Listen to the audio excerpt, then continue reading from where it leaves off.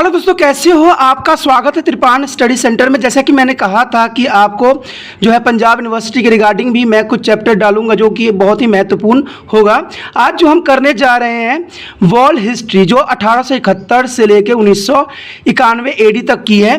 ठीक है, यह है BA पार्ट थर्ड ईयर का है, ये सेमेस्टर 6 है, जिसमें हम वर्ल्ड हिस्ट्री के बारे में समझेंगे और जानेंगे। ठीक है, इसमें नाटो से लेकर सीटों तक, सीटों से लेकर नाटो तक के बारे में हम इन्फॉर्मेशन प्राप्त करेंगे। लेकिन उससे पहले जो एक बात हमेशा मैं कहता हूं, जब भी वीडियो देखिए पूरा देखिए, क्योंकि अधूरा जानकारी सदैव खतरनाक होता है और ये जो समझाने का अपना एक नया अंदाज है। ठीक है, और साथ में एक बात जरूर जानिए कि अगर आप नए हो तो चैनल को सब्सक्राइब कर लीजिए, क्योंकि आपको हर एक क्लास का यहाँ पर जो है सोल्यूशन मिलेगा। अगर सब्सक्राइब नहीं करोगे तो आपके मोबाइल में नोटिफिकेशन नहीं जाएगा और आप इसका जो त्रिपान स्टडी सेंटर का फायदा नहीं उठा पाओगे। ठीक है, तो चलिए देखते हैं हमारा चैप्टर में जो है आज क्या है जो हम आज करने जा रहे हैं। युद्धों उपरांत घटनाएं एवं एकीकृत संसार का उदय, यानी 11 चैप्टर ये है, post war foundation and the rise of the unipolar world.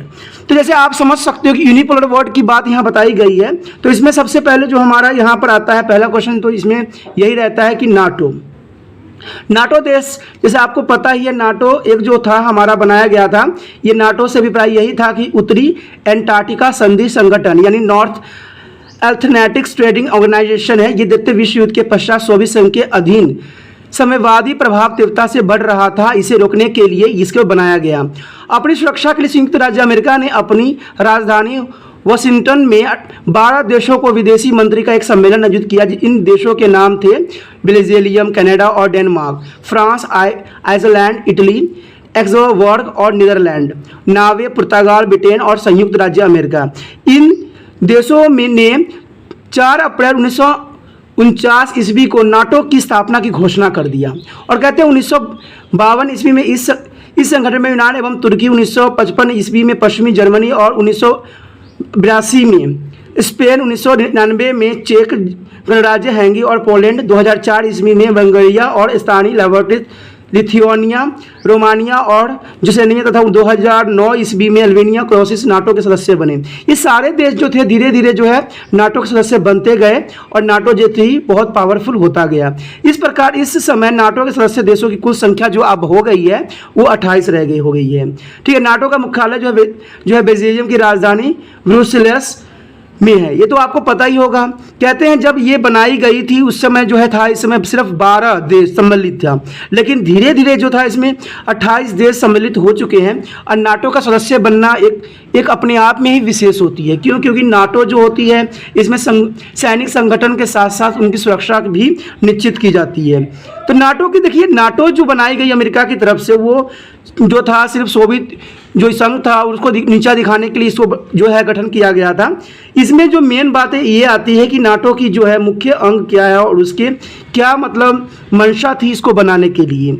तो यही है, सबसे पहले तो यह है कि उत्तरी एंटार्क्टिका परिषद, यानी उत्तरी एंटार्क्टिका परिषद में क्या था, यह नाटो संगठन का सर्वोच्च अंश था और प्रत्येक देश का विदेश मंत्री इसका सदस्य होता है। आपको पता है कोई भी जो नाटो के सदस्य होते हैं उस देश के जो प्रधान, जो उसके वहाँ के विदेश मंत्री होती है, ठीक है, तो प्रधानमंत्री नहीं, विदेश मंत्री जो होते हैं वो नाटो के सदस्य होते हैं। और ऐसे प्रत्येक देश की प्रतिनिधि भी स्थायी रूप से रहते हैं। इसकी सामान्य सप्ताह में एक बार बैठक होती ही होती है, यानी विदेश मंत्री इसमें सम्मिलित होते हैं। इसकी वर्ष में 2 से 3 बार उच्च स्तरीय बैठक होती है।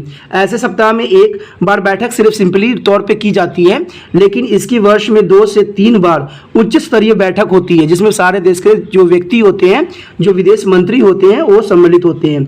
इसमें नीतियों का निर्धारण एवं लक्ष्यों की पूर्ति के लिए कार्य किया जाता है। यह धन संबंधी आवश्यकताओं को भी प्रबंधन करता है, यानी जिस देश में गरीबी है या कुछ भी प्रॉब्लम है तो उसको भी वो सलूशन करता है। इसका अध्यक्ष महासचिव कहलाता है, जो इसका अध्यक्ष होता है मेन, क्योंकि आपको पता है हर एक ऑर्गेनाइजेशन में एक महासचिव होता है। ठीक है, जो पूरे जो है ऑर्गेनाइजेशन को संभालता है। इसमें जो है ये सैनिक समिति भी एक तरह का है, सैनिक समिति भी कह सकते हो या सैनिक संगठन भी होती है। इसमें यह समिति उत्तरी एंटार्क्टिका परिषद के अधीन होती है।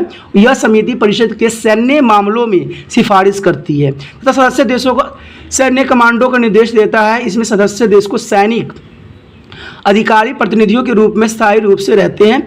सदस्य देशों के सैनिक कमांडो की बैठक 2 वर्ष में एक बार जरूर होता है। यानी इसमें सैनिक जो होते हैं उनके सदस्य भी जाके बैठक करते हैं और आगे की रणनीति को सिफारिश करते हैं या बनाते हैं। नाटो का जो मेन पर्पस या उद्देश्य कह सकते हो या एम कह सकते हो वो ये होता है कि तीव्र से बढ़ रहे साम्यवादी प्रभाव को रोकना। जो साम्यवादी प्रभाव होता है उसको रोकना ही इसका वास्तविक मूलाधार है।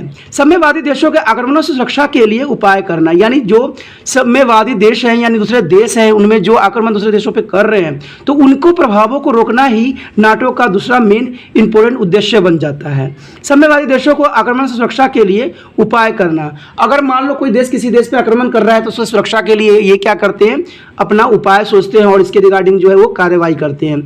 सदस्य देशों में आपसी सहयोग बढ़ाना। जो इनके सदस्य देश हैं, जो पहले कितने थे दोस्तों, 12 थे, अब जो कितने हो गए हैं, 28 हो गए हैं।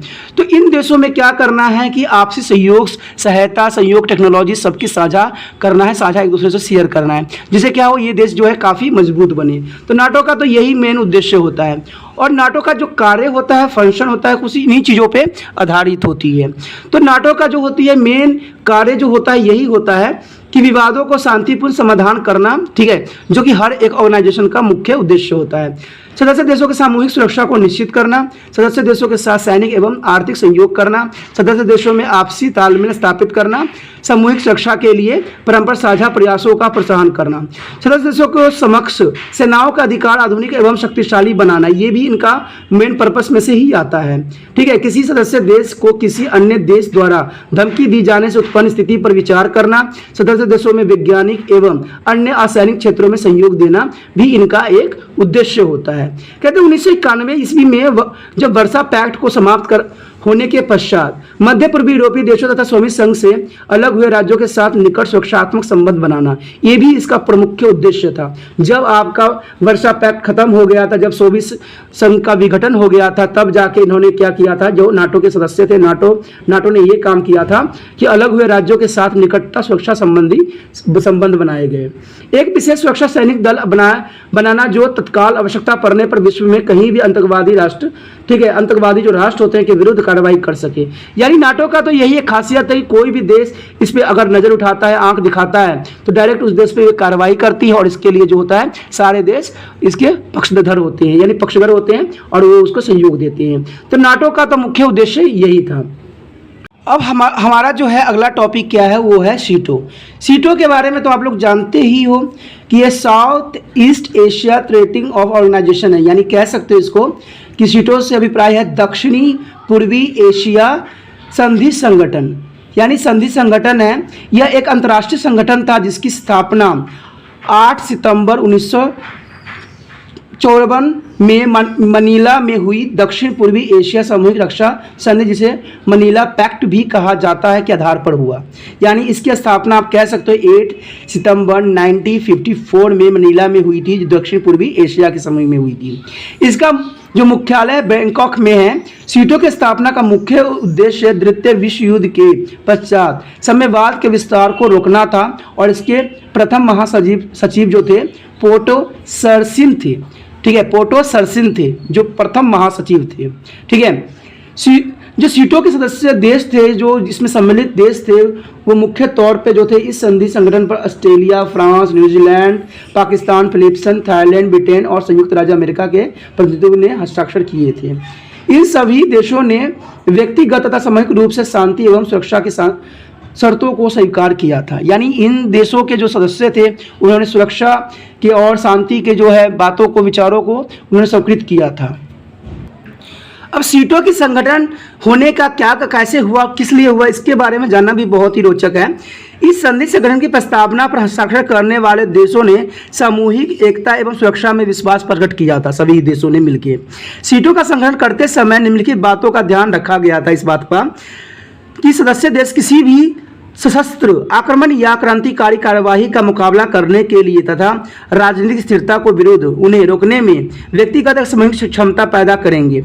सदस्य देशों के द्वारा परस्पर आर्थिक व व्यापारिक संबंधों को प्रोत्साहित करने का निश्चित किया जाएगा कि व्यापारी जो है वो भी संबंधित उत्साहों को प्रोत्साहित किया जाएगा। ठीक है, और क्या होगा कि सदस्य देशों के मध्य समय पर स्थिति अनुसार सैन्य या योजना संबंधी परामर्श करने की व्यवस्था होगी और संधि क्षेत्र के विरुद्ध किसी भी आक्रमण को सभी देशों के शांति एवं सुरक्षा भंग करने की कार्रवाई समझा जाएगा। देखिए दोस्तों, इसमें सीटों का जो मेन पर्पस था, उद्देश्य था, संगठन का जो मेन बातें थी वो यही था कि वो क्या करेगी कि अगर कोई भी देश किसी भी देश के विरुद्ध कोई कार्रवाई करता है तो उसके रिगार्डिंग जो है ये एक्शन लेगा, और यही इसका मेन पर्पस था। सारे संगठन का यही उद्देश्य था, यानी सदस्य देशों किसी भी सशस्त्र आक्रमण या क्रांतिकारी कार्रवाई का मुकाबला करने के लिए सदैव ये तत्पर रहेगा, हमेशा ये आगे रहेगा, और पारंपरिक आर्थिक और व्यापारिक संबंधों को प्रोत्साहित करने का निश्चय भी किया गया इसमें। और जो थे मध्य समय पर स्थित अनुमान, यानी अनुमान और सैन्य योजनाएं संबंधी परामर्श करने की व्यवस्था भी इसमें अच्छे से किया गया। अब सीटों की जो मेन उद्देश्य, मेन एम क्या थी? देखिए दोस्तों, कोई भी जो होता है ना, कोई भी ऑर्गेनाइजेशन होती है, उसकी मेन एम जो होती है साम्यवाद का विनाशक एवं विध्वंसक विस्तार को रोकना, क्योंकि साम्यवाद जो था विनाशक था और विध्वंसकारी था। ठीक है, अभी जो बहुत से युद्ध लड़ी जाती है, प्रथम युद्ध हुई, सेकेंड जो विश्व युद्ध हुआ, इन युद्धों से हमने कुछ भी नहीं सीखा है। हम क्या करते हैं, हम उन चीज़ों को प्रोत्साहित करते हैं, जबकि ऐसा युद्ध होना नहीं चाहिए। इससे जान माल की बहुत बड़ी हानि होती है। तो ये बातें सभी जो है ऑर्गेनाइजेशन, इसकी विशेषता थी। आर्थिक प्रगति एवं सामाजिक कल्याण को प्रोत्साहन देना, कि हमारा जो आर्थिक प्रगति है और सामाजिक कल्याण के जो प्रोत्साहन देना ही इस ऑर्गेनाइजेशन का मेन उद्देश्य था। दक्षिण पूर्वी एशिया देशों में एकता की स्थापना करना भी इसका एक प्रमुख उद्देश्य था, कि सभी देशों में क्या हो, एकता और जो है भाईचारे की भावनाओं से आगे बढ़े। उसके बाद जो है सीटों की कार्य, देखिए सीटों जो ऑर्गेनाइजेशन थी उसका कार्य क्या था? कार्य दोस्तों सबका एक ही होता है कि किसी भी देश में जो है शांति स्थापना करना, सुरक्षा बलों की स्थापना करना, तो यही मेन होती है। तो इसमें आपको कन्फ्यूजन होने की आवश्यकता नहीं है, क्वेश्चनों को समझना है, फिर जाकर एग्जाम में करना है। इसमें यही मुख्य उद्देश्य थी, सदस्य देशों की सशक्त सेनाओं को अधिक आधुनिक एवं शक्तिशाली बनाना। कोई भी देश का यही पर्पस होती है कि उनके पास हथियार हो, हर तरह की जो है दूसरे देश जो उस पर आक्रमण कर रहे हैं, चाहे आतंकवाद है, उनसे सुरक्षा के लिए उनको चाहिए। तो यही था, पहला ही तो यही था कि सदस्य देशों की सशक्त सेनाओं को अधिक आधुनिक एवं शक्तिशाली बनाना। तीसरी बात जो आ जाती है इसमें, विवादों का शांतिपूर्ण समाधान करना। जो कोई विवाद हो जाता है किसी देश में, आपसी देश में प्रॉब्लम हो जाती है, तो उसको क्या करना होता है, ठीक है, बैठ के शांति से उसको क्या करना पड़ता है, समाधान करना जरूरी है। साम्यवादियों की विस्तारवाद नीति से दक्षिण पूर्वी एशिया देशों की रक्षा करना। देखिए, साम्यवादी और विस्तारवादी जो नीति होती है वो कुछ अलग टाइप की नीति है। तो ऐसे देशों से एशिया देशों की रक्षा करना ही इसका जो सीटों का जो था मुख्य उद्देश्य था। ओके, सदस्य देशों में आपसी तालमेल व सामंजस्य स्थापित करना। देखिए दोस्तों, जो सदस्य देश हैं, जो इसके मेंबर हैं, उन देशों में जो है सबसे पहले तो तालमेल और सामंजस्य स्थापित करना बहुत जरूरी है। अगर तालमेल नहीं बैठेगा तो इसके सदस्य होने का कोई भी फायदा नहीं होगा। आगे है सीटों का विघटन। देखिए, सीटों का विघटन क्यों हुआ, क्यों ये नष्ट हो गई? नाटो जो हमने अभी पढ़ा है, नाटो तो अभी भी चल रही है, ठीक है, नाटो जो है अभी भी चल रही है और चलता ही रहेगा। आने वाला टाइम में शायद वो भी विघटन हो जाए, उसका हम अभी कोई पूर्ण अनुमान नहीं लगा सकते, लेकिन जो है नाटो तो अभी चल रही है, लेकिन सीटों जो है उसका जो हो गया विघटन हो गया, यानी वो नष्ट हो गई। क्यों हुई? सीटों की स्थापना जिन उद्देश्यों की पूर्ति के लिए की गई थी वह उसकी पूर्ति करने में असफल रहा है। यानी देखिए, कोई भी ऑर्गेनाइजेशन या कोई भी चीज़ तब तक चलती है जब तक वो किसी भी पर्पस को कंप्लीट करती है, ठीक है। अगर कोई देखिए कोई चीज़ समझ में अगर जल्दी नहीं आता तो आप उसमें क्यों जाओगे, क्यों तिरपान स्टडी सेंटर पे ही जाओगे और समझोगे, जब तक आपको समझ ही ना आए, ठीक है। तो ये जो मेन चीज़ें होती है। 1968 ईस्वी में इस संगठन का सदस्य देश पाकिस्तान इससे अलग हो गया था। लेकिन कहते हैं ना, देखिए पाकिस्तान जो था 1968 ईस्वी में जो संगठन सदस्य देश था पाकिस्तान इससे अलग हो गया, और 1975 ईस्वी में फ्रांस ने इसे वित्तीय सहायता देना बंद कर दिया। देखिए, कोई भी संस्था ऑर्गेनाइजेशन तभी चलती है जब उसमें पैसे का समावेश हो और सदस्य, दो महत्वपूर्ण चीज़ होती है।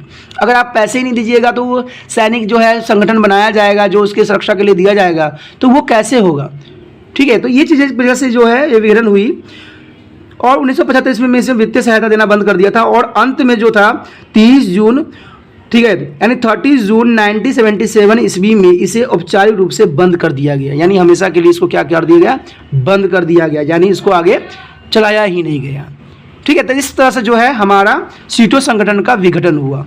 तो आप समझ गए होंगे। ये दोस्तों बीए में तो है ही है, +2 में भी बच्चों के लिए बहुत ही इंपॉर्टेंट रखता है। आगे जो हमारा क्या है, शीत युद्ध। तो शीत युद्ध भी बहुत इंपॉर्टेंट ही है, जो कि बहुत महत्वपूर्ण माना गया है शीत युद्ध। तो शीत युद्ध तो आपको पता है कि शीत युद्ध एक तरह का मानसिक युद्ध था। शीत युद्ध से अभिप्राय एक ऐसे युद्ध से है जिसमें ना तो हथियार का प्रयोग होता है और ना ही भीषण रक्तपात। इस युद्ध का रण क्षेत्र मनुष्य का मस्तिष्क होता है और इससे कूटनीति, दाव पेच का प्रयोग किया जाता है। आपको पता ही है कि इसमें जो है रन कोई फील्ड में नहीं होती, कोई क्षेत्र में नहीं होता, वो दिमागों से रन होती है। यानी रन क्षेत्र जो बनता है उसका दिमाग बनता है, यानी दो जो है व्यक्तित्व की लड़ाई होती है।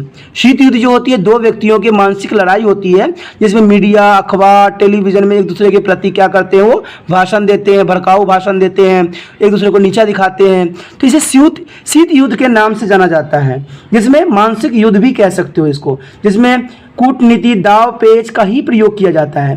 परिणाम स्वरूप विभिन्न राष्ट्रों में आपसी तनाव की स्थिति बनी रहती है और युद्ध के बाद बादल हमेशा मंडराते नजर आते हैं। यानी इसमें यह होता है कि कभी भी युद्ध हो सकती है, तो इसे हम शीत युद्ध के नाम देते हैं। इसमें जो है युद्ध के जो समस्याएं हैं वो कभी भी हो सकती है, किसी भी समय हो सकती है। यानी लड़ाई की स्थिति जो है कभी भी पैदा हो सकती है, तो ही इसके नाम जो है शीत युद्ध रखा गया। ऐसी स्थिति में प्रत्येक राष्ट्र स्वयं को शक्तिशाली तथा दूसरे को कमजोर बनाने के लिए सभी संभव चालें चलते हैं। यानी हर तरह के जो है वो कूटनीति का प्रयोग करते हैं, जिससे क्या होता है जो उनके दुश्मन देश है वो जो है परास्त हो सके। तो ये उद्देश्य कंटिन्यू चलती ही रहती है। ऐसी स्थिति में प्रत्येक राष्ट्र स्वयं को शक्तिशाली बनाता है। इसका उद्देश्य शत्रु की स्थिति को कमजोर करना था, अपनी स्थिति को दृढ़ ढंग से मजबूत करना। यानी एक तरह से कह सकते हो ये हथियार रखने की भी होड़ लग जाती है, क्योंकि ये मानसिक युद्ध है। तो आपको पता है कि हर ऐसा चीज कार्य करना जिससे जो हमारा दुश्मन देश है वो हमसे पीछे हट जाए, और या तो ताकत के बेस से पीछे हट जाए या और ताकत दिखा के पीछे हट जाए। तो ये बहुत ही इंपॉर्टेंट हो जाता है। संक्षिप्त में कहा जा सकता है कि शीत युद्ध वास्तविक युद्ध न होते हुए भी युद्ध जैसे वातावरण को उत्पन्न करता है। इसे दोनों पक्ष हथियार को छोड़कर शेष सभी साधने, आर्थिक सहायता, सैनिक गुटबंदी, प्रचार और जासूसी आदि का प्रयोग करते हैं। इसमें सिर्फ हथियारों का जो होती है छोड़ देते हैं, इसमें से बाकी सारे की चीज़ जो है हथकंडे यूज़ करते हैं, जैसे आर्थिक सहायता, सैनिक गुटबंदी और प्रचार, जासूसी आदि का ही प्रयोग करते हैं, क्योंकि ये युद्ध ही एक मानसिक युद्ध कहलाता है। अब सबसे पहले जो हमारा यहाँ पॉइंट आता है वो आता है शीत युद्ध के कारण। आखिर शीत युद्ध क्यों लड़ी जाती है? शीत युद्ध का आरंभ द्वितीय विश्व युद्ध के बाद हुआ था। आपको पता है जब द्वितीय विश्व युद्ध खत्म हुआ था जो है 1945 में, तब जाकर उसी समय जो है शीत युद्ध का भी स्टार्ट हो गया। क्यों? क्योंकि उसमें दो ही शक्ति जो थी पावरफुल थी, एक थी अमेरिका और दूसरा था सोवियत संघ। अमेरिका जो था उसका विचार जो था कैपिटलिज्म था, यानी कह सकते हो पूंजीवादी, और जो आपका सोवियत यूनिट था, सोवियत संघ था, उसका जो विचारधारा था वो था साम्यवादी, यानी सोशलिज्म था। तो इस तरह से जो विचारधारा थी उनके ये लड़ाई हुआ, और ये लड़ाई जो थी काफ़ी समय तक चलती रही, 1991 तक चलती रही। जब बर्लिन की दीवार गिराएगा उसके बाद ही ये ख़त्म हुआ, जब जो था जो सोवियत यूनिट का यानी जो था SSR का जो विघटन हो गया, तब जाके ये समाप्ति हुई। शीत युद्ध का आरंभ द्वितीय विश्व युद्ध के बाद हुआ। उस समय संयुक्त राज्य अमेरिका तथा सोवियत संघ विश्व के दो सबसे शक्तिशाली शक्तियां उभर कर सामने आई थी, क्योंकि यही जो थी इनके पास सारे संसाधन आ गए थे। युद्ध के दौरान इन दोनों देशों ने अन्य मित्रों के साथ मिलकर फ्रांसीसी शक्ति को टक्कर ली थी, लेकिन युद्ध की समाप्ति के शीघ्र पश्चात अनेक कारणों से आपसी विरोध और तनाव में वृद्धि होती गई। इस प्रकार विश्व में दो शक्ति गुट अस्तित्व में आए, जिन्हें हम पश्चिमी गुट और पूर्वी गुट कहा जाने लगा। पश्चिमी गुट में संयुक्त राज्य अमेरिका तथा पश्चिमी यूरोप के शक्तियां शामिल थी। दूसरी ओर सोवियत संघ और उसकी पूर्वी यूरोपीय मित्र शक्तिशाली सम्मिलित थी। पश्चिमी गुट पूंजीवादी गुट थी और पूर्वी गुट जो थी साम्यवादी गुट के नामों से जाना जाता है।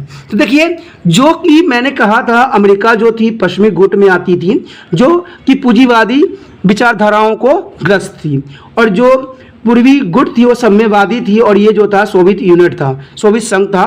ठीक है, तो दो विचारधाराओं में ये बट गया था।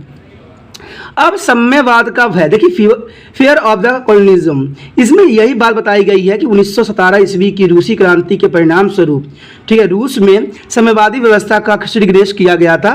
ठीक है, साम्यवादी सरकार की नीति एवं सिद्धांत पूंजीवादी सरकार से मूलतः भिन्न थे, क्योंकि आपको पता है जो साम्यवादी होते हैं और जो पूंजीवादी होते हैं, दोनों की विचारधाराएं जो होती है भिन्न होती है। अंततः उन्होंने ब्रिटेन, फ्रांस, संयुक्त राज्य अमेरिका आदि रूस में साम्यवादी सरकार का तख्ता पलटने के लिए अपनी सेनाएं भेज दिया, और इस सेना ने वहाँ का प्रतिक्रांतिकारियों की मदद की। इस कारण वहाँ एक गृह युद्ध आरंभ हो गया और 1920 ईस्वी तक चलता रहा। अंत में रूस की सरकार की विजय हुई और प्रक्रांतिकारियों की कुचल दिया गया। लेकिन पश्चिमी देशों द्वारा रूस में हस्तक्षेप किए जाने के कारण उनके संबंधों में तनाव पैदा हो गया और संयुक्त राज्य अमेरिका ने 1933 ईस्वी तक रूस की साम्यवादी सरकार के मान्यता प्रदान नहीं किया।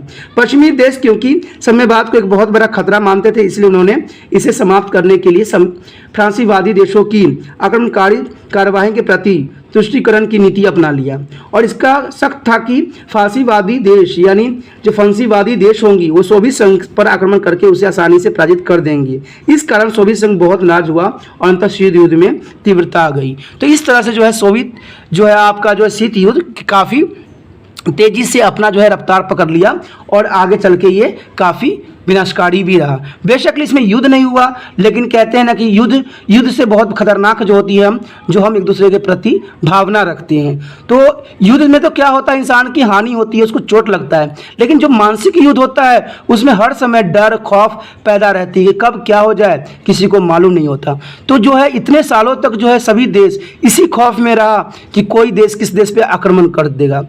इसका आपने हिरोशिमा नागासाकी के जो परिणाम है इसके बारे में अवगत जरूर होंगे। द्वितीय मोर्चा खोलने में विलंब यानी delay on the opening of second front. 1941 ईस्वी में जर्मनी ने सोवियत संघ पर एक भीषण आक्रमण कर दिया था। संकट के समय उनके नेता जोसेफ स्टालिन ने मित्र राष्ट्र से यह अनुरोध किया कि पश्चिमी यूरोप में जर्मनी के विरुद्ध दूसरा मोर्चा खोल दिया जाए ताकि रूस पर जर्मनी पर दबाव कम हो सके। रूस को यह पूर्ण विश्वास था कि दूसरा मोर्चा खुल जाने से जर्मनी सेना को दो अलग मोर्चे पर लड़ना पड़ेगा, लेकिन संयुक्त राज्य अमेरिका तथा ब्रिटेन ने रूस के इस सुझाव को यह कहकर अस्वीकार कर दिया कि उनकी तैयारी अभी अधूरी है।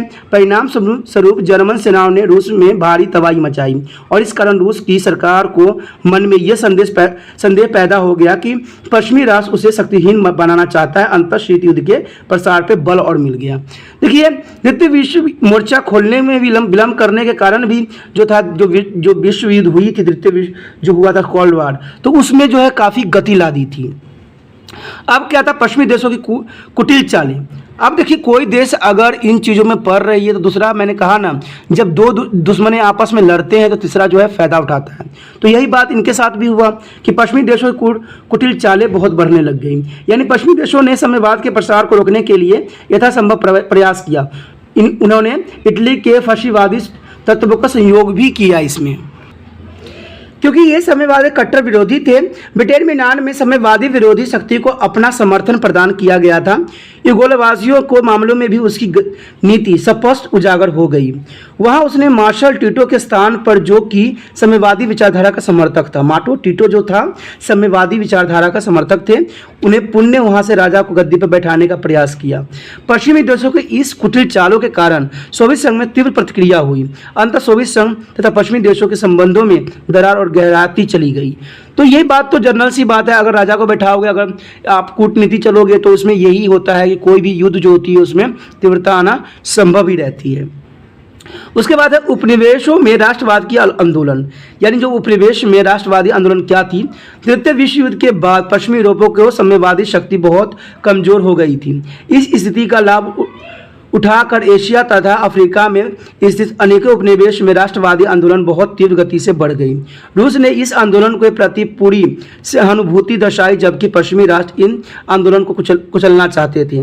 रूस ने पश्चिमी देशों की दमनकारी नीति का कठोर विरोध किया। अंततः उसके परंपरागत बढ़ते हुए मतभेदों के शीत युद्ध को जन्म दे दिया। अब यही बात होती है जनरल सी कि जब उपनिवेश में होते हैं तो उसमें तीव्रता लाने के लिए हर देश जो है अपना प्रयत्न और प्रयास करती है, और प्रयास नहीं हो पाती है सफल तो वो क्या करती है, युद्ध और कूटनीतियों का ही प्रयोग करती है। और ये बात कोई दो राय नहीं है, आपको भी पता है कि भारत में भी कुछ इसी तरह से कूटनीतियों से व्यापार करने की वजह से ही भारत जो है गुलाम बना था। ठीक है, उसके बाद जो हमारा है परमाणु बम के रहस्यों को गुप्त रखना। देखिए keeping the secrecy of atom bombs. द्वितीय विश्व युद्ध के दौरान संयुक्त राज्य अमेरिका तथा सोवियत संघ अन्य मित्र राष्ट्र के साथ मिलकर लड़े थे और इस समय संयुक्त राज्य अमेरिका ने परमाणु बम का निर्माण किया था। ये तो आपको भी पता है कि जो आइंस्टाइन थे उन्होंने परमाणु बम का निर्माण किया था, ठीक है, लेकिन उसे यह रहस्य सोवियत संघ से गुप्त रखा। सोवियत संघ को इसके बारे में कोई भी इंफॉर्मेशन उन्होंने साझा नहीं किया था, जबकि इस संबंध में उन्हें ब्रिटेन तथा कुछ अन्य देशों के पुण्य जानकारी प्रदान की गई थी। देखिए, सिर्फ जो था सोवियत यूनियन को ही अंधेरे में रखा गया था, बाकी सभी देशों के इसके विषय में पूरी बात इंफॉर्मेशन थी।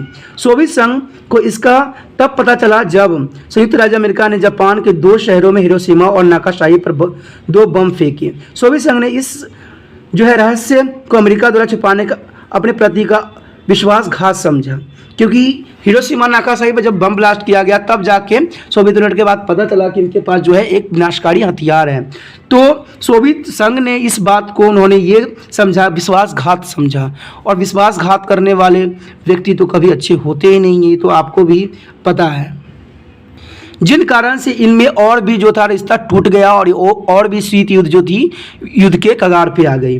रूस द्वारा यथातो समझौते की अवहेलना का आरोप, यानी allegations of violating their Yalta agreement of Soviet Union, कहते हैं 1945 ईस्वी में संयुक्त राज्य अमेरिका, ब्रिटेन तथा सोवियत संघ के मध्य यथार्थ सम्मेलन में कुछ महत्वपूर्ण निर्णय लिए थे।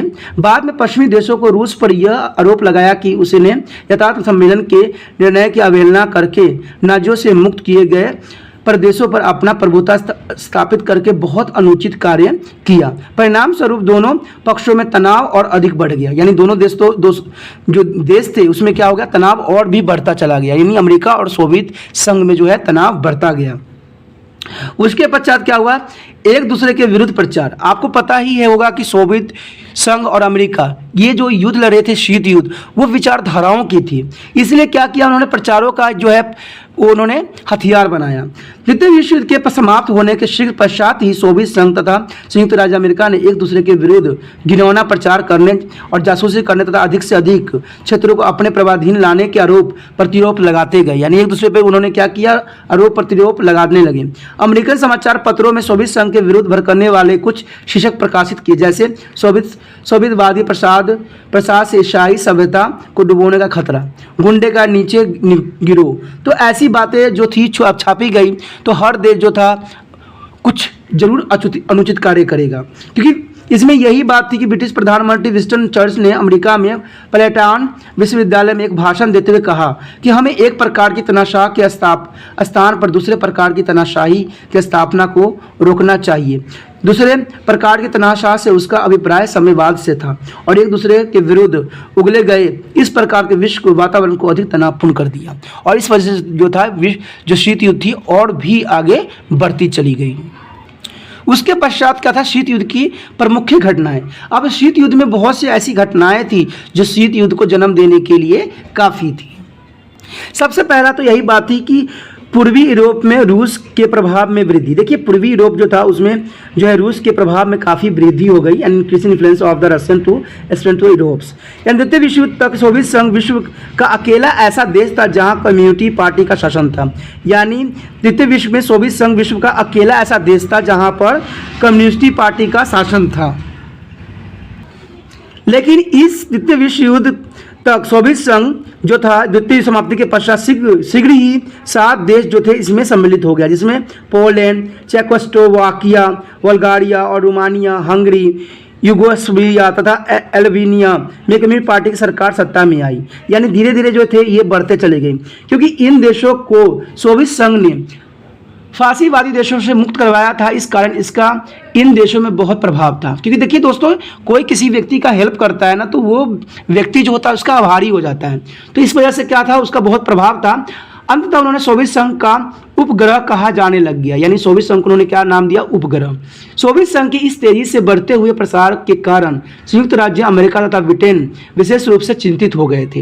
वे इस विश्व के लिए एक बड़ा खतरा मानते थे। ब्रिटिश प्रधानमंत्री चार्ल्स ने चेतावनी भी दिया था कि यदि हम रूस को रोकने का प्रयास नहीं करेंगे तो पूरे यूरोप साम्यवादी शिकंजे में पकड़ा जाएगा, यानी जकड़ जाएगा, और अंततः सोवियत संघ तथा पश्चिमी देशों में तनाव पैदा हो गया, जिससे शीत युद्ध को हवा मिल गई। यानी इस कारण से जो था शीत युद्ध और भी भड़क गई।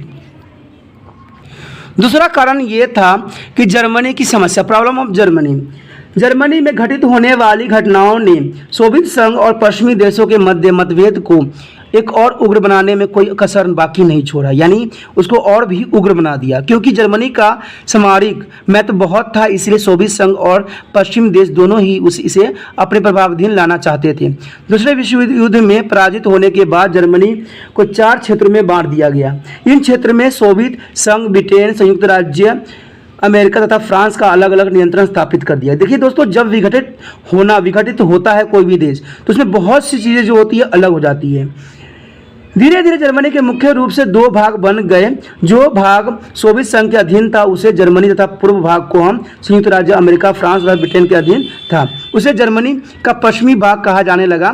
दोनों देशों में अलग अलग आर्थिक, सामाजिक तथा राजनीतिक नीतियाँ अपनाई गई। सोवियत संघ के अधीन क्षेत्रों में उद्योग तथा खानों का राष्ट्रीयकरण कर दिया गया, यानी सारे के सारे जो था राष्ट्र के प्रति समर्पण कर दिया गया उद्योग और खानों को। जो भूस्वामी से जमीन छीनकर किसानों में बांट दी गई। जो भूस्वामी थे, जो एक्चुअली में मालिक थे, यानी साहूकार सब जो मालिक थे, उनसे जो जमीन छीन के किसानों को बांट दिया गया। वहाँ अपनी एक अलग मुद्रा अपनाई, यानी वहाँ पर अलग जो है पैसों का प्रसार किया गया।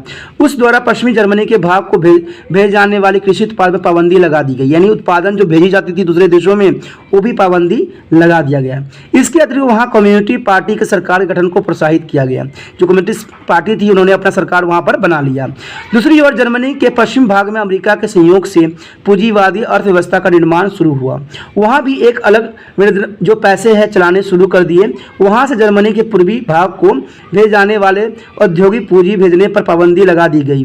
वहां उस दल की सरकार के गठन को प्रोत्साहित किया गया जो साम्यवादी कट्टर विरोधी थे। इस प्रकार जर्मनी में 2 विरोधी गुट को चेतना से शीत युद्ध में तीव्रता आ गई। देखिए दोस्तों, ये बात जो थी, अगर देखिए कोई देश किसी दूसरे देश पे अगर अधिकार करने के लिए इस तरह के हथकंडे अपनाते हैं तो जो है शीत युद्ध तो होना या युद्ध होना संभव ही हो जाती है, क्योंकि इन्होंने सारे चीज़ों पे अपना अधिकार कर लिया।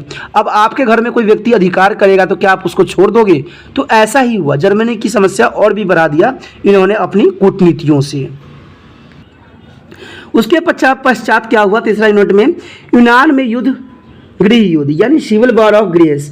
द्वितीय विश्व युद्ध के दौरान जर्मनी ने 1940 ईस्वी में यूनान पर कब्जा कर लिया था। जर्मनी सेनाओं द्वारा लोगों पर किए गए भयंकर अत्याचारों के कारण वहां के कम्युनिस्ट ने फांसीवाद विरोधी आंदोलन चलाया गया और 1944 ईस्वी के अंत तक उन्होंने यूनान के मुक्त करवा दिया गया। ब्रिटेन यूनान में कम्युनिस्ट पार्टी के बढ़ते प्रभाव को सहन नहीं कर सका। अंततः उसने अपने 10,000 सैनिक वहां भेजे। ये सैनिक यूनान के राजों को जो जर्मनी द्वारा वहां कब्जा किए जाने के समय भाग गया था, पुण्य राजगद्दी पर बैठाना चाहते थे। यानी जो राजा वहां पर छोड़ के भाग गया था वो चाहते थे कि इसको उसी समय राजगद्दी पर दोबारा से बैठाया जाए। इस कारण यूनान में गृह युद्ध भड़क उठा, यानी चारों तरफ जो था गृह युद्ध, आपस में लोग लड़ने लग गए। 1947 ईस्वी में ब्रिटेन ने संयुक्त राज्य अमेरिका को सूचित किया कि भारी खर्च के परिणाम स्वरूप वह इस युद्ध को आगे जारी रखने में असमर्थ है। इसका स्पष्ट था कि कम्युनिस्ट पार्टी की विजय को स्वीकार करना भला संयुक्त राज्य अमेरिका ये कैसे सहन कर सकता था। ठीक है, उसने तुरंत घोषणा की कि वह यूनान में किए जा रहे सारे खर्च को उठाएगा। तो ये अमेरिका ने दोहरा चाल यहाँ पर चल गया कि सारे खर्च उठाने के लिए प्रोत्साहित कर दिया। तो इससे क्या हुआ? अमेरिकी राष्ट्रपति ने जो था हैरी सी ट्रूमैन ने इस बात को कहा भी था व्यक्तिगत रूप से कि मुझे विश्वास है कि स्वतंत्र देशों को समर्थन देना संयुक्त राज्य अमेरिका की नीति होनी चाहिए। यानी जो स्वतंत्र देश है उसका समर्थन करना ही अमेरिकी जो है देश की नीति रहना चाहिए। ऐसे देश जो मुट्ठी भर शक्तिशाली देशों की अधीनता के विरुद्ध अथवा बाहर दबाव के विरुद्ध प्रतिनिधि कर रहे हैं। ठीक है, यूनान की घटना के कारण सोवियत संघ और संयुक्त राज्य अमेरिका में स्थिति और तीव्र हो गई। जब ऐसे भड़काऊ भाषण राष्ट्रपति द्वारा दिए जाने की वजह से क्या हुआ, ये युद्ध जो था और भड़क गई और जो है काफ़ी युद्ध के कगार पे आ गई। उसके बाद था जो दोस्तों था ट्रूमैन सिद्धांत। ये एग्जाम के व्यू से बहुत इंपॉर्टेंट बात है ट्रूमैन सिद्धांत, क्योंकि कई बार जो है 2 मार्क्स में आ जाता है। ठीक है, क्योंकि 2 मार्क्स के भी एग्जाम में होते हैं क्वेश्चन, तो इस क्वेश्चन में आ जाते हैं कि ट्रूमैन सिद्धांत क्या होती है। तो ये क्वेश्चन जो है इंपॉर्टेंट है। अमेरिका के राष्ट्रपति हैरी सी ट्रूमैन ने साम्यवाद के विश्व के लिए एक गंभीर खतरा बताया था। साम्यवाद को, साम्यवाद किसकी नीति थी? सोवियत संघ की थी। तो इसको एक खतरा बताया था।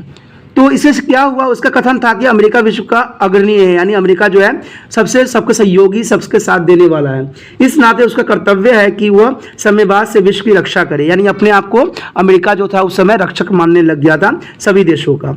अंत 12 मार्च 1947 ईस्वी को ट्रूमैन सिद्धांत का घोषणा की गई, और इस सिद्धांत के अनुसार देखिए जो है 1947 में जो 12 मार्च को है ट्रूमैन सिद्धांत की घोषणा की गई, ये याद रखने वाली बात है। और इस सिद्धांत में क्या था, इस सिद्धांत के अनुसार अमेरिका ने यूनान तथा विश्व के अन्य भागों में साम्यवाद के प्रसार को रोकने में संबंधित देशों को सैनिक तथा आर्थिक सहायता देने का वचन दिया गया था। तो मैं सिद्धांत क्या था, आप समझ में आ गया होगा कि जो दूसरे देशों में जो लड़ाई करने के लिए यानी साम्यवादी को रोकने के लिए अमेरिका द्वारा क्या किया जाएगा, उसको पैसा, सैनिक, ठीक है, सब कुछ दिया जाएगा जिससे कि है साम्यवादी का प्रसार को रोका जाए। तो सैनिक तथा आर्थिक सहायता देने का इसमें वचन दिया गया था। लगभग 3 दशक तक यह सिद्धांत अमेरिका की विदेशी नीति का आधारभूत सिद्धांत बना रहा, ठीक है, यानी कई दशक तक जो था तब तक ये जो सिद्धांत बनाई गई थी ट्रूमैन सिद्धांत, कई दशक तो था। यानी अमेरिका सभी देशों को क्या करता था, पैसा देता था, और सैनिक जो होते थे हथियार भी दिया जाता था। यहाँ तक कि पाकिस्तान को भी कई तरह के हथियार भी अमेरिका ने इसी ही सिद्धांत के रिगार्डिंग दिया था। निस्संदेह इस सिद्धांत ने संसार को 2 प्रमुख शक्ति में शीत युद्ध को प्रोत्साहित किया और करने का काम भी किया। तो ऐसे सिद्धांत जब बनाए जाएंगे तो 100% है जो दो देश है वो दो खेमे में बटेगा ही बटेगा। उसके बाद जो था मार्शल योजना भी जो था बहुत ही इंपॉर्टेंट भूमिका अदा इसमें किया था। रूसी साम्यवाद के बढ़ते हुए प्रभाव को रोकने के लिए अमेरिका के विदेश मंत्री जॉर्ज सी मार्शल ने 5 जून 1947 ईस्वी को यह योजना की घोषणा की, जिसे इतिहास में मार्शल योजना के नाम से भी जाना जाता है। इस योजना को नाम इसलिए पड़ा क्योंकि जॉर्ज सी मार्शल ने इस घोषणा किया था 5 जून 1947 को। इस घोषणा में क्या था, तो इस घोषणा में जो मार्शल ने कहा था कि हमारी नीति किसी राज्य अथवा सिद्धांतों के विरुद्ध नहीं बल्कि भूख से निर्धनता और निराशा एवं अर्थव्यवस्था के विरुद्ध है। तो इनका ये विचार था मार्शल का, ठीक है, इस योजना के रिगार्डिंग कि भूख और निर्धनता और निराशा और अर्थव्यवस्था ही के विरुद्ध है। जो भी राज्य अपने आर्थिक पुनरुत्थान में रुचि लेगा अमेरिका उसे पूरे सहयोग देगा। ऐसे राज्य को हमसे सहायता की आशा नहीं रखनी चाहिए जो इस कार्य में बाधा डालती है, और मेरे विचार से इस विषय में पहला यूरोप को करनी चाहिए। तो ऐसे विचारधारा जो है मार्शल ने दिया था, जिसकी वजह से जो है शीत युद्ध और भड़की। इस योजना के अनुसार संयुक्त राज्य अमेरिका ने अनेकों यूरोपीय देशों की आर्थिक सहायता किया। देखिए आर्थिक सहायता करना तो एक सिर्फ चाल था, क्योंकि वो अपने कर्ज में उनको डुबोना चाहते थे, और जो देश किसी देश के कर्ज में डूब जाता है वो उसके अधीन हो जाता है, और अधीन होने का मतलब ये होता है कि वो उसका पिट्ठू बन जाता है। इस कारण यहाँ एक और इन देशों के साम्यवाद के प्रभाव के खतरे से दूर रखा जा सकता है। वही दूसरी ओर संयुक्त राज्य अमेरिका विश्व की एक महान शक्ति बन गया, और इस योजना के परिणाम स्वरूप में साम्यवाद के प्रसार को रोका जा सका। अंततः सोवियत संघ के रूप में साम्यवाद के विस्तार के स्वप्न धूल में मिल गई। यानी जो उन्होंने सपना देखा था कि साम्यवाद के विस्तार किया जाए, ठीक है, जो ये मार्शल योजना के रिगार्डिंग मार्शल ने देखा था, वो सारे के सारे जो था धूल में मिल गई। तो जिस वजह से क्या हुआ, अंततः मार्शल योजना की कटु आलोचना की गई। जो मार्शल योजना बनाई गई थी उसके सभी देशों ने क्या किया था, काफ़ी आलोचना किया गया। उसके पश्चात क्या था, कम्युनिफॉर्म, यानी मार्शल योजना के ने उत्पन्न परिस्थिति का सामना करना सोवियत संघ के लिए प्रतिष्ठा का प्रश्न बन गया था, क्योंकि इन्हीं के द्वारा बनाया गया था, और यह प्रतिष्ठा हो गई कि भाई अगर हमारे देश में ऐसा रहेगा प्रॉब्लम तो बाकी देश में क्या मानेंगे। तो उनको जो था ये प्रतिष्ठा का सम्मान का ये जो है प्रश्न उठ गया था। अंततः अक्टूबर 1947 ईस्वी में उसने कॉलिफॉर्म का गठन किया, यानी कौमी रिफॉर्म का गठन किया गया। इसका उद्देश्य रूस के सहयोगी देशों को आर्थिक सहायता देना, यानी एक तरह का सहायता भी होने लगा, क्योंकि अमेरिका भी सहायता दे रही थी, इधर सोवियत संघ भी सभी देशों को सहायता कर रही थी अपने में सम्मिलित करने के लिए। इसके द्वारा रूस ने सभी देशों को कम्युनिस्ट पार्टी में समन्वय तथा आपसी तालमेल बढ़ाने का प्रयत्न करने लग गया। कम्युनिफॉर्म के द्वारा रूस ने अमेरिका तथा पश्चिमी यूरोप द्वारा किए जा रहे साम्यवादी विरोधी प्रचार का डट कर मुकाबला किया। अंततः दोनों पक्षों के मध्य शीत युद्ध की स्थिति में उग्रता और आ गई, क्योंकि दोनों पक्ष जो है डटकर मुकाबला कर रहे थे कि जो प्रचार कर रही थी अमेरिका सोवियत संघ के रिगार्डिंग, तो उसमें जो है इन्होंने डटकर मुकाबला किया, तो उनमें दोनों में जो है विचारधाराओं में काफ़ी कठोरता आ गई। बर्लिन संकट, द बर्लिन क्राइसिस, 1945 में जर्मनी के विभाजन के समय इसकी राजधानी बर्लिन को के भी 4 भागों में विभाजित किया गया था। अमेरिका, फ्रांस, ब्रिटेन ने अपने अधीन पश्चिमी बर्लिन को एक अलग राज्य का दर्जा देने का प्रयास भी किया था, लेकिन सोवियत संघ ने इसका कट्टर विरोध किया। उसने जून 1948 ईस्वी में पश्चिम जर्मनी में बर्लिन को जोड़ने वाला सड़क को बंद कर दिया था। यह सड़क सोवियत संघ के क्षेत्र में से गुजर रही थी और इस नाकेबंदी के द्वारा सोवियत संघ पश्चिमी देशों में अपनी बात मनवानी चाहती थी। इससे युद्ध का संकट उत्पन्न हो गया। पश्चिमी देश बर्लिन से किसी भी प्रकार हटने को तैयार नहीं थी, परंतु बाद से यह खाद्य पदार्थ व अन्य आवश्यक को पहुंचाए बिना पश्चिमी देशों के लिए वर्तन पर अधिकार करना कठिन था। क्योंकि देखिए, किसी भी देश को अगर अपना अधीन बनाना है तो सबसे इंपॉर्टेंट है खाद्य पदार्थ जो है उनकी आदत लगाइए, क्योंकि आदत लगा दिया था जिसकी वजह से वो जो था वो अब उन्हीं के अधीन हो गए थे। अमेरिका ने इस स्थिति को मुकाबला करने के लिए कठोर रुख अपनाया था। अब उसने हवाई जहाज़ों के द्वारा पश्चिमी जर्मनी में आवश्यक सामान भेजना जारी कर दिया, क्योंकि जो है समुद्री मार्ग से जाने में रोक लगा दिया गया, तो इन्होंने क्या किया, जहाज़ों का उपयोग किया। इस कारण सोवियत संघ को अपने उद्देश्य में सफलता प्राप्त न हुआ और अंततः विवश होकर 12 मई 1949 ईस्वी में सोवियत संघ ने बर्लिन नाकेबंदी को समाप्त कर दिया और इस प्रकार बर्लिन संकट टल गया, यानी जो बर्लिन पर संकट आई थी उसको टाल दिया गया। उसके बाद है जर्मनी का विभाजन, the division of Germany. Soviet संघ का संयुक्त राज्य अमेरिका के मध्य उत्पन्न हुए तनाव का प्रभाव जर्मनी के एकीकरण पर भी पड़ा। सितंबर 1949 ईस्वी में ब्रिटेन, फ्रांस और अमेरिका ने अपने अधीन पश्चिमी जर्मनी के क्षेत्रों को मिलाकर जर्मनी संघीय गणराज्य की स्थापना की घोषणा किया था। तो बॉन्ड को इसकी राजधानी बनाया गया था। इसके उत्तर में सोवियत संघ ने अक्टूबर 1949 ईस्वी में अपने नियंत्रण वाले जर्मन क्षेत्र पर जर्मनी जनवादी गणतंत्र की स्थापना कर लिया था। बर्लिन को इसकी राजधानी बनाया गया था। इस प्रकार 1949 ईस्वी में जर्मनी 2 अलग भागों में बट गया था। क्योंकि दोनों राज्यों में विरोधी शक्ति का प्रभुत्व था, इसलिए किसी भी समय टकराव संभव था। अंतर शीत युद्ध को और बल मिल गया, यानी शीत युद्ध होने का एक और भी मौका मिल गया। उसके बाद था सैनिक गुटों की स्थापना। इसमें क्या था, formation of the military alliance. सैनिक गुटों की स्थापना के कारण विश्व में बढ़ रहे तनाव और भी भयानक हो गई। अब देखिए, किसी भी क्षेत्र में सैनिक जो होगा गतिविधियां बढ़ा दीजिएगा तो सिंपल सी बात है, वहाँ के जो नागरिक होंगे वो काफ़ी तनावपूर्ण हो जाते हैं। तो ये जो है तनाव और बढ़ा दिया, भयंकर हो गया। रूस की प्रसारवादी गतिविधियों से रक्षा के लिए 1949 ईस्वी में उत्तरी अंटार्कटिका संधि संगठन यानी नाटो की स्थापना की गई। ठीक है, जिसके बारे में हमने अभी पढ़ा भी है। यानी नाटो की स्थापना की गई। इस गठन के सदस्य देश America, Canada, Denmark, Norway, Iceland, पुर्तगाल, Britain, France, Belgium, Holland, Italy और लक्जमबर्ग थे। तुर्की, यूनान और जर्मन जो थे संघीय गणराज्य बाद में इसके सदस्य बने। ठीक है, यानी बाद में जो था ये तुर्की, यूनान और जर्मन जो थे इनके सदस्य बना। इस संगठन ने नाटो सेना का गठन किया तथा सदस्य देशों में सैनिक अड्डे की स्थापना भी किया, यानी जहां जहां उनकी कब्जा थी वहां पर उन्होंने क्या किया, सैनिक अड्डा का स्थापना किया।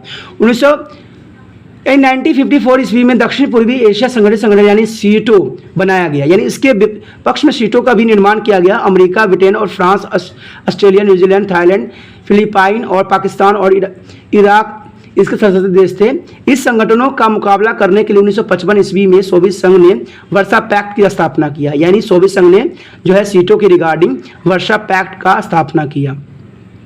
ठीक है, यानी सोवियत संघ ने वर्सा पैक्ट की स्थापना करके इसके अन्य सदस्य देशों के जो था पोलैंड, हंगरी, रोमानिया, बल्गेरिया थे। इस सैनिक संगठनों की स्थापना ने पहले से ही तनावपूर्ण अंतर्राष्ट्रीय स्थिति को अधिक विस्फोटक बना दिया, यानी तनाव और भी बढ़ गया। क्योंकि जब अमेरिका ने इस सीटों की स्थापना किया तो आपको पता है सोवियत संघ ने भी वर्सा पैक्ट की स्थापना करके दोनों देशों के बीच विस्फोटक जो है संघर्ष बना दिया। जो देश इन संगठनों के सदस्य थे, इन संगठनों को विश्व शांति और अपनी स्वतंत्रता के लिए एक भारी खतरा समझने लग गए, यानी उनको लगा कि शायद इसकी वजह से क्या होगा, हम आपस में मारे जाएंगे। उसके पश्चात दोस्तों ये था हथियारों की दौर। आपको पता है कोई भी युद्ध जो होती है बातों से तो लड़ी जाती है, लेकिन हथियार भी उसमें जो होता है महत्वपूर्ण योगदान देता है, क्योंकि हथियार ही जो होता है मेन होता है जिसे डराया जा सकता है। संयुक्त राज्य अमेरिका तथा सोवियत संघ में विनाशकारी हथियारों की दौड़ के कारण स्थिति बहुत विस्फोटक हो गई। 1945 ईस्वी में संयुक्त राज्य अमेरिका केवल विश्व का एक ऐसा देश था जिसके पास परमाणु बम था। उसने जापान के 2 शहर हिरोशिमा और नागासाकी पर 2 परमाणु बम गिराकर अपनी सैनिक शस्त्रता का प्रदर्शन भी किया था। और 1949 ईस्वी में सोवियत संघ ने एक परमाणु बम का परीक्षण भी किया था। यानी सोवियत संघ ने भी परमाणु बम का जो है परीक्षण किया था। अमेरिका भला यह कैसे सहन कर सकता था? उसने यह प्रचार किया कि सोवियत संघ साम्यवादी को स्वीकार न करने वाले देशों के विरुद्ध परमाणु बम का प्रयोग करेगा। यानी सभी देशों में अमेरिका ने क्या कर दिया? अफवाह फैला दिया। तो इससे क्या हो गया? उससे यह झूठा प्रचार किया कि सोवियत संघ ने जासूसी अमेरिका प्रशासन में घुस गए हैं। उसने अमेरिकी वैज्ञानिक पर सोवियत संघ के परमाणु बम का रहस्य बताने का दोष लगा दिया। यानी जो अमेरिकी वैज्ञानिक थे उन पे दोष लगा दिया कि आपने परमाणु बम का रहस्य जो है सोवियत संघ को दिया है। अनेकों वैज्ञानिक पर मुकदमा चलाए गए, कईयों ने लंबी अवधि के लिए जेल में डाल दिया गया तथा कुछ को मृत्युदंड भी दिया गया। सोवियत संघ के प्रति इस घिनौने प्रचार के कारण दोनों देशों के संबंध में अधिक तनाव पैदा हो गया। तो जनरल सी बात है, तनाव पैदा होना तो एक स्वाभाविक बात ही हो जाएगी। ठीक है, उसके पश्चात क्या हुआ? चीन में साम्यवाद का उदय। तो 1 अक्टूबर 1949 ईस्वी में चीन में साम्यवादी गणराज्य की स्थापना से शीत युद्ध की अधिक उग्र और धारण कर दिया, यानी और भी उग्र बना दिया इसे। इस कारण यहाँ सोवियत संघ को प्रोत्साहन मिली, वहीं पश्चिमी देश बहुत निराश भी हुआ। वे विश्व के सबसे अधिक जनसंख्या वाले देशों में साम्यवाद की स्थापना को सहन करने के लिए तैयार नहीं थे। अंततः संयुक्त राज्य अमेरिका ने चीन की साम्यवादी सरकार को 2 दशकों में भी कुछ अधिक समय तक मान्यता नहीं दी। उसने चंग काई शेक को जो भागकर ताइवान चला गया था को अपना समर्थन देना जारी रखा। सोवियत संघ ने साम्यवादी सरकार को मान्यता दी तथा उसे चंग काई शेक को राष्ट्रवादी सरकार को चीन को वास्तविक सरकार बनाने से इनकार कर दिया। इसके अतिरिक्त संयुक्त राज्य अमेरिका ने चीन की साम्यवादी सरकार को संयुक्त राज्य संघ का सदस्य नहीं बनने दिया। इस कारण विश्व की दोनों शक्तियों में तनाव उत्पन्न होना अनिवार्य ही हो गया था। उसके पश्चात क्या हुआ? दक्षिण कोरिया, यानी कोरिया का युद्ध। कोरिया पर जापान ने 1910 ईस्वी में कब्जा कर लिया था और 1945 ईस्वी में जापान द्वारा आत्मसमर्पण कर दिए गए थे। ठीक है, कोरिया 2 भागों में बट गया था। उत्तरी भाग सोवियत संघ के नियंत्रण में था, जबकि दक्षिण भाग अमेरिका के नियंत्रण में था। 1948 ईस्वी में उत्तरी भाग में किम इन गुसुक के नेतृत्व में कम्युनिस्ट पार्टी की सरकार बनी, जबकि दक्षिण कोरिया में सिंगमान री ने नेतृत्व में अनेकों पार्टियों वाले गठबंधन सरकार बनी। 1948 ईस्वी में सोवियत संघ ने उत्तरी कोरिया से तथा 1949 ईस्वी में अमेरिका ने दक्षिण कोरिया से अपने सेना हटा ली। जो था जून 1950 ईस्वी में उत्तरी तथा दक्षिण कोरिया में लड़ाई छिड़ गई आपस में।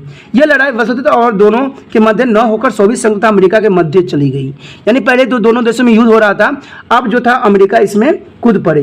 लड़ाई का आरंभ होते ही अमेरिका ने संयुक्त राज्य की सुरक्षा परिषद में अपने प्रभाव का प्रयोग करते हुए उत्तरी कोरिया को आक्रमणकारी घोषित करवा दिया। अंततः उसने लड़ाई में दक्षिण कोरिया की सहायता के लिए अमेरिका तथा मित्र राष्ट्रों को सेनाएं वहां भेजी। इस कारण उत्तरी कोरिया की सेना को, जिसने दक्षिण कोरिया की राजधानी पर कब्जा कर लिया था, को पीछे हटने के लिए विवश होना पड़ गया। इन कारणों से इसी स्थिति बहुत गंभीर हो गई तथा एक और विश्व युद्ध को भड़काने का खतरा पैदा हो गया। 1953 ईस्वी में जाकर युद्धबंदी हुई तथा यथास्थिति स्थिति को बनाए रखा गया। इसके बावजूद भी वहां शीत युद्ध की तीव्रता बनी रही, यानी शीत युद्ध जो था अपने चरम सीमा पे आ गया था। किनारे धकेलने का सिद्धांत, यानी किनारे धकेलने का सिद्धांत क्या था? किनारे धकेलने के सिद्धांत ने शीत युद्ध को और तीव्र कर दिया। इस सिद्धांत की घोषणा अमेरिका के secretary of state John Foster Dulles ने की थी। वह इस पद पर 1953 ईस्वी से 1959 ईस्वी तक रहा, यानी 1953 से लेकर 59 ईस्वी तक रहा। तो कह सकते हो कि ये जो थे, यानी 5-6 साल तक जो है इन्होंने राज्य किया। 6 साल तक उसने साम्यवादियों के पीछे धकेलने के उद्देश्य से आक्रमणकारी नीति को अपनाने का पक्ष लिया। जो आक्रमणकारी पक्ष जो कर रही थी उसका इन्होंने समर्थन किया। उसका कहना था कि बिना युद्ध में कूदे युद्ध को किनारे तक धकेल ले जाने की क्षमता एक योग्य राजनेताओं की एक जरूरी कला है, यानी युद्ध में कूदे बिना भी। तो ये तो उनकी अपनी कूटनीति थी। यदि आप किनारे तक जाने से भयभीत होते हैं तो समझिए कि आप आ गए। यह सिद्धांत वास्तव में विनाश के खतरे से परिपूर्ण एवं विवश उस समय जब 2 विरोधी शक्तियां विनाशकारी हथियार से लैस थी। उस समय ये बातें करना शायद एक और भी विश्व युद्ध की चेतावनी बन गई थी। ठीक है। उसके बाद जो हमारा है आगे, ईरान में संयुक्त राज्य अमेरिका का हस्तक्षेप। ईरान अपने तेल संसाधनों के लिए बहुत प्रसिद्ध था। यहाँ तेल के निकालने तथा तेल शोधन का कार्य पश्चिमी कंपनियों के हाथ में था। इस सिद्धांत को कायम रखना पश्चिमी देशों के लिए अति आवश्यक था। अंततः उन्होंने उन सरकारों का ईरान में तख्ता पलट कर दिया जो उनके विरोधी थे। इस उद्देश्य को संयुक्त राज्य अमेरिका ने 1947 ईस्वी में अपनी खुफिया एजेंसी CIA की स्थापना किया और 1957 ईस्वी में अमेरिका ने मोहम्मद मुसद्दक प्रधानमंत्री बनाए गए। संयुक्त राज्य अमेरिका को यह पक्का विश्वास था कि उसके सोवियत संघ से दोस्ताना संबंध है। अंततः शीघ्र ही उसकी सरकार का तख्ता पलट कर दिया गया और इस तख्ता पलट में CIA की महत्वपूर्ण भूमिका निभाई, क्योंकि ये एक तरह का जासूसी एजेंट था। अमेरिका के सहयोग के कारण तख्ता पलट कर दिया के कारण राजा पहले भी ईरान में अपनी निरंकुश सरकार की स्थापना किया।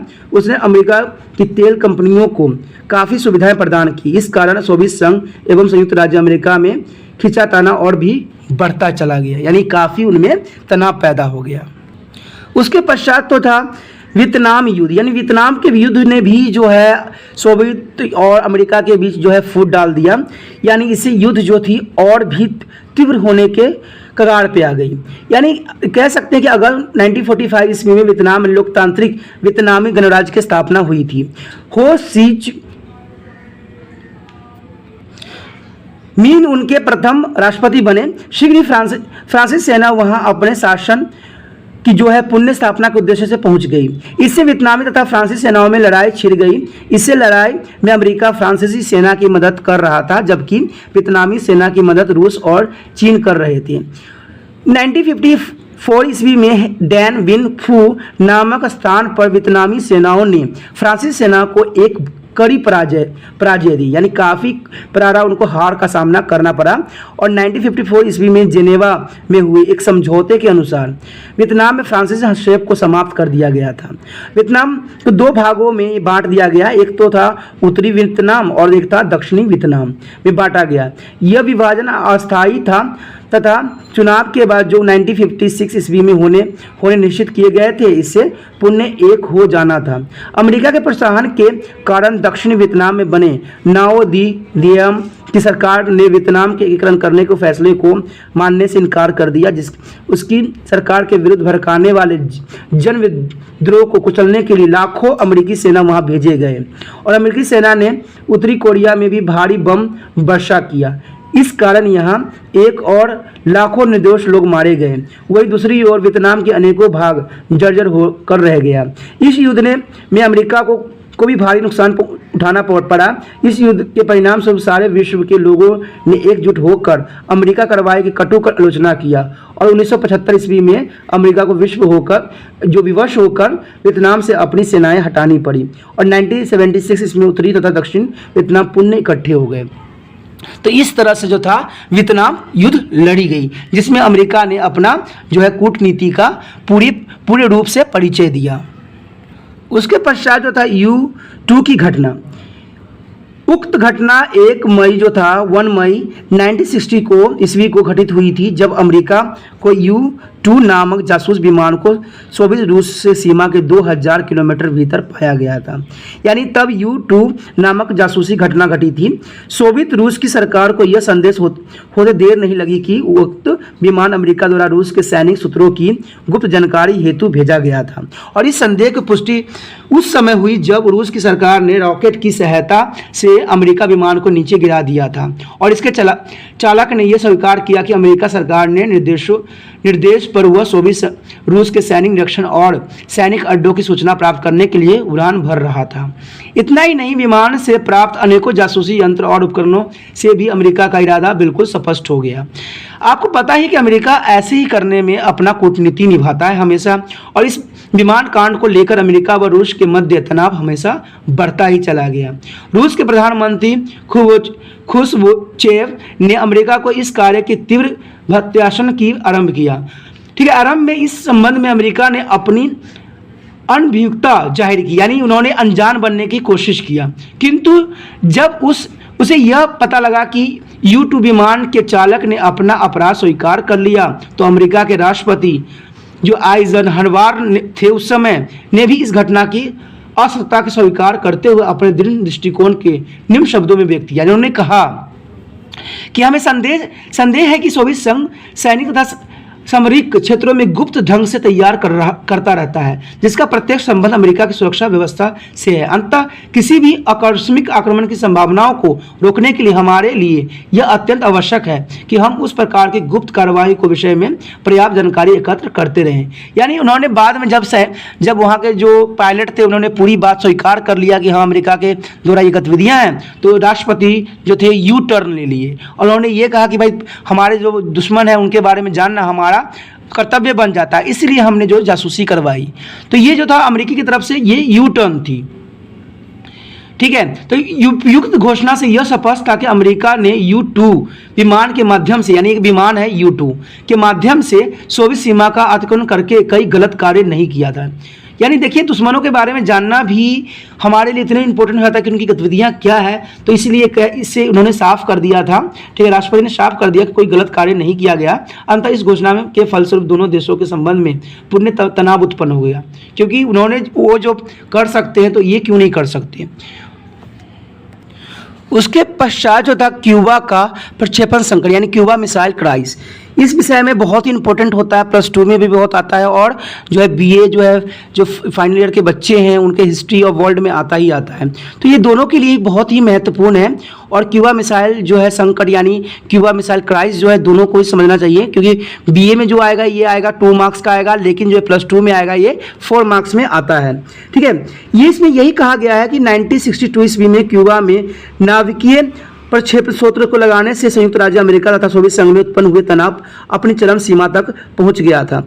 जब तक संयुक्त राज्य अमेरिका ने सोवियत संघ के चारों ओर से अपने सैनिक अड्डे द्वारा घेर लिया गया था, इसमें से कुछ सैनिक अड्डों पर अमेरिका ने नाभिकीय प्रक्षेपण सूत्र तैनात कर दिए थे, यानी वहां पर लगा दिया था। ये प्रक्षेपण पात्र नाभिक शास्त्रों से हजारों किलोमीटर दूर स्थित लक्ष्य तक ले जा सकते थे। मुख्यतः इन सबका लक्ष्य सोवियत संघ था। दूसरी ओर सोवियत संघ के पास इस प्रकार के प्रक्षेपण के तनाव करने के लिए अपने देशों के बाहर सैनिक अड्डे नहीं थे।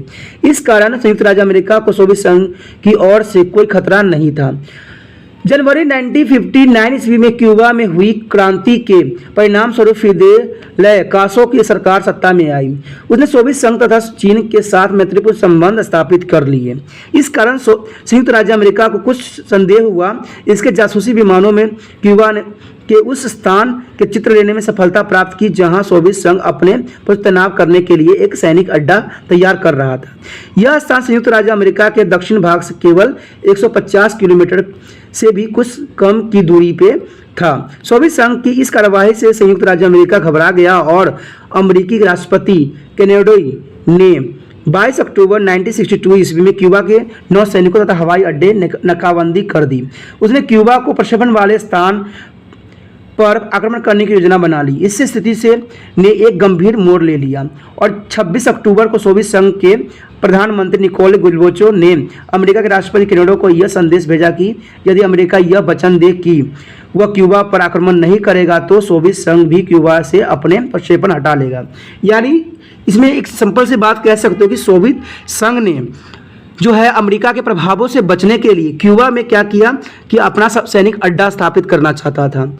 ठीक है, तो वो क्या किया सैनिक अड्डा बनाना चाहता था। तो इसमें अमेरिका को आपत्ति हुई कि ये यहाँ से इनकी जो दूरी थी 150 किलोमीटर ही थी और ये अमेरिका पर आराम से आक्रमण कर लेगा।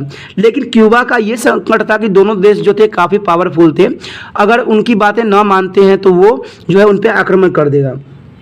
तो सोवियत संघ द्वारा जो क्यूबा से अपने जो उन्होंने लगाया था सैनिक अड्डा स्थापित किया था, जब अमेरिका ने क्यूबा को यह आश्वासन दिया कि आप जो है डरिए मत, आप वहाँ से उनको जो है अड्डा को हटाने के लिए कह दीजिए, जो उनके सैनिक हैं उनको हटा दीजिए, अगर ऐसा आप करते हो तो हमारे तरफ से जो है अमेरिका की तरफ से सारे जो होगा सैनिक सहायता दिया जाएगा। तब जाके जो है वहाँ के जो क्यूबा के जो प्रधानमंत्री थे उन्होंने जो है वहाँ से हटाने के लिए उनको विवश कर दिया। तो इस प्रकार जो है क्यूबा संकट जो है हटा। अमेरिका के राष्ट्रपति ने यह बात स्वीकार कर ली और इस प्रकार क्यूबा के प्रशासन संकट को लेकर विश्व में युद्ध के जो बादल मंडराने लगे थे वह छठ से गया यानी हट से गया। तो आप क्यूबा मिसाइल संकट के बारे में समझ ही गए होंगे कि क्यूबा मिसाइल संकट जो है बहुत इंपॉर्टेंट है। जो सोवियत संघ जो था बहुत सारे अपने हवाई अड्डे जो है क्यूबा में लगाना चाहते थे, लेकिन अमेरिका चाहते थे कि अगर वो वहाँ पर लगा लेंगे तो वहाँ से क्या होगा, उन पर आक्रमण करना बहुत आसान हो जाएगा, जो कि अमेरिका की चिंता का विषय बन गया। तो जाकर उन्होंने क्या किया, क्यूबा को आश्वासन ये दिया कि हम आपकी रक्षा करेंगे। तो रक्षा की जब आश्वासन दिया गया तो उन्होंने जो सोवियत यूनियन को वहाँ पर जो है सोवियत संघ को वहाँ पर हवाई जो है अड्डा स्थापित करने की मनाही और सैनिक अड्डा बनाने से मना कर दिया, जिससे कि जो है ये संकट टल गया। अगला टॉपिक जो है हमारा दोस्तों ये है कि हमारा जो शीत युद्ध का कैसे अंत हुआ। शीत युद्ध का अंत, तो शीत युद्ध का अंत होने का कारण भी कुछ इस तरह से बना। युद्ध विरोधी जन आंदोलन। दोनों विश्व युद्ध बहुत विनाशकारी सिद्ध होते थे। इस युद्धों के परिणाम स्वरूप लोगों को अनेकों कष्टों का सामना करना पड़ गया था। अंततः अब उनमें एक नई चेतना का विकास होने लगा था। उन्होंने स्पष्ट हो गया कि युद्ध के द्वारा समस्याओं का हल नहीं किया जा सकता। अंततः उन्होंने विश्व भर में युद्ध विरोधी जन आंदोलन आयोजित किए। इन आंदोलनों ने नाभिकीय एवं अन्य खतरनाक हथियारों की होड़ पर रोक लगाने की मांग की। इन युद्ध विरोधी जन आंदोलनों ने शांति का वातावरण तैयार करने में महत्वपूर्ण योगदान दिया। दूसरा विचार जो था ये था कि संयुक्त राष्ट्र संघ की भूमिका, यानी अंत करने में संयुक्त राष्ट्र संघ की भूमिका बहुत ही इंपॉर्टेंट माना जाता है। विश्व शांति के लिए 1945 ईस्वी में संयुक्त राज्य संघ की स्थापना की गई थी। अंतर्राष्ट्रीय तनाव को कम करने और झगड़े को निपटारा शांतिपूर्ण ढंग से करने के लिए हथियारों को होड़ कम करने में संयुक्त राज्य संघ की प्रशासनिक भूमिका निभाई गई। आज विश्व के 193 राष्ट्र संयुक्त संघ जो है सदस्य हैं, जो उसके शांतिमय सिद्धांतों में विश्वास रखते हैं। अंततः इस युद्ध की तीव्रता में काफ़ी कमी आ गई, यानी जब यूएनओ ने अपना जो विचारधारा रखा, क्योंकि इसमें जो था 193 संयुक्त राज्य संघ के सदस्य थे, तो इतने देशों के बातों को न मानना शायद दोनों देशों के लिए सक्षम नहीं था, यानी असमर्थता थी, अगर मानना ही पड़ता उनको। उसके बाद था गुट निरपेक्ष आंदोलन की योगदान, यानी गुट निरपेक्ष आंदोलन भी बनाई गई, यानी contribution of non agreement movement. 1961 ईस्वी में गुट निरपेक्ष आंदोलन की स्थापना की गई थी। इसमें एशिया, अफ्रीका और लैटिन अमेरिका के नव स्वतंत्र राष्ट्र सम्मिलित थे। इसके मुख्य उद्देश्य साम्यवाद और उपनिवेशवाद का विरोध करना था, विश्व शांति को बढ़ावा देना तथा विश्व विनाशकारी हथियारों के निर्माण पर प्रतिबंध लगाना। इस आंदोलन की स्थापना के समय इस सदस्य देश की संख्या केवल 25 थी, जो आज बढ़कर 120 हो गई। इससे अंतर्राष्ट्रीय क्षेत्र में गुट निरपेक्ष आंदोलन के बढ़ते हुए महत्व का अनुमान लगाया जा सकता है। निस्संदेह इस आंदोलन के योगदान के कारण विश्व शांति की स्थापना की भावना को बहुत ही बल मिल गया। उसके पश्चात जो था इसमें सैनिक गठबंधनों के स्वरूपों में बदलाव, यानी changing in the character of military of alliance, यानी सैनिक गठबंधनों के स्वरूप में आए बदलाव के कारण भी शीत युद्ध में कुछ ढील आ गई, क्योंकि जब सैनिक में बदलाव किया जाएगा तो युद्ध में भी ढील पड़ना एक स्वाभाविक बात है। 1961 ईस्वी में, यानी 1961 ईस्वी में अलाम्बिया में वार्सा पैक्ट से अलग हो गया, यानी जो अलाम्बिनिया जो वार्सा पैक्ट से अलग हो गया। 1966 ईस्वी में फ्रांस ने नाटो की सेना से अपने सैनिक वापस बुला लिए तथा अपने यहाँ बने सैनिक अड्डे को खत्म कर दिया गया और 1973 ईस्वी में पाकिस्तान ने और 1974 ईस्वी में फ्रांस ने सीटों की सदस्यता त्याग दी। इस प्रकार सैनिक गठबंधन का महत्व पहले से कम हो गया। जब देशों ने यहाँ पर त्याग देंगे तो जनरल सी बात है, जो है उनकी जो है शक्ति जो है हीन ही हो जाएगा। उसके बाद दोस्तों निशस्त्रीकरण है, यानी डीएमकमिनेट, ये भी बहुत इंपॉर्टेंट है, कई बार एग्जाम में इसका महत्वपूर्ण क्वेश्चन बनता है, तो निशस्त्रीकरण जरूर पढ़ के जाना, एग्जाम के लिए बहुत इंपॉर्टेंट है। विश्व शांति की स्थापना के लिए मनुष्य के अस्तित्व के लिए निशस्त्रीकरण अति आवश्यक है। वास्तव में विनाशकारी हथियार ही अंतर्राष्ट्रीय तनाव का प्रमुख कारण है। अंततः विश्व के प्रमुख शक्तियों ने निशस्त्रीकरण की दिशा में अनेक महत्वपूर्ण पग उठाए और 1963 ईस्वी में आंशिक परीक्षण संधि पर संयुक्त राज्य अमेरिका, सोवियत संघ तथा ब्रिटेन ने हस्ताक्षर किए।